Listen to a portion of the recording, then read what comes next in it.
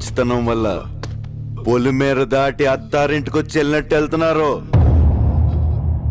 20 ఏళ్ళ నుంచి ఒక లెక్క, ఇప్పటి నుంచి ఒక లెక్క. ఆడి కొడుకొచ్చాడని చెప్పు.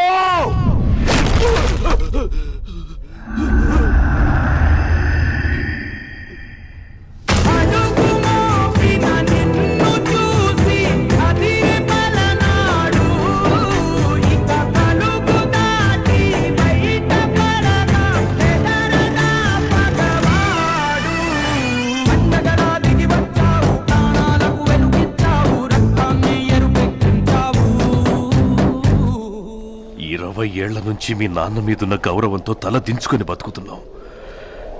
ఆ కొడుకులకు